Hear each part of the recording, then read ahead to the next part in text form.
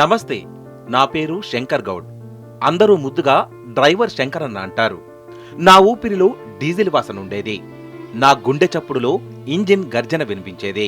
30 ఏళ్ల పాటు ఆ బస్సు స్టీరింగ్ పట్టుకొని లక్షల మందిని వాళ్ళ గమ్యాలకు చేర్చాను. కాని నా గమ్యం మాత్రం ఇలా శ్మశానంలో ముగుస్తుందని అనుకోలేదు. నేనడిగిందేంటి? మా ఆర్టీసీ కార్మికులు పోరాడింది దేనికోసం? విలాసాల కోసమా? విందుల కోసమా? కాదు. మా కడుపు మంటను ఆర్పమని అడిగాం. బతుకు తెరువుకు భరోసా ఇమ్మని అడిగాం. కాని పాలకులు మాత్రం నిమ్మకు నీరెత్తినట్లు ఉన్నారు.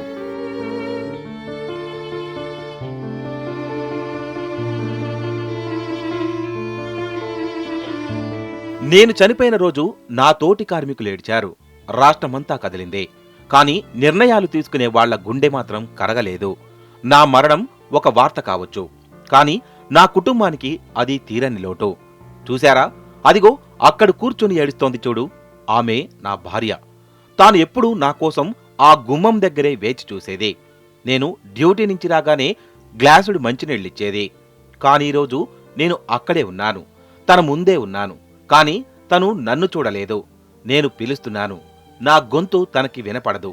ఇటు చూడండి, ఎప్పటిలాగే సాయంత్రం నేను డ్యూటీ దిగి వస్తానని నా పిల్లలు ఎదురు చూస్తున్నారు. వాళ్లకు నేనేం చెప్పను? నాన్న గెలిచి వస్తాడని ఆశపడ్డారు. కాని నాన్న శవమే వచ్చాడు. అసలు నేను లేని ఈ ఇంట్లో రేపు పొయ్యి వెలుగుతోందా? నా పిల్లల చదువు ఏమవుతుంది? నేను చేసిన తప్పేంటి? 30 ఏళ్లు నిబద్ధతతో పనిచేయడమే నేను చేసిన నేరమా?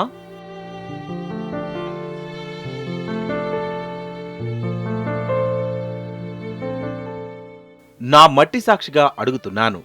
ఇన్నాళ్లు నేను నడిపిన ఆ బస్సు టైర్ల కింద నలిగింది నా శరీరం కాదు, సామాన్య కార్మికుడి ఆశలు. నా బలిదానం వృధా కాదు.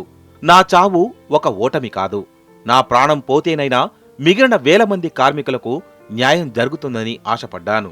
నా తోటి కార్మికులారా, నా చావును చూసి భయపడకండి, వెనకడుగు వేయకండి, శాంతియుతంగా ముందుకు వెళ్ళండి.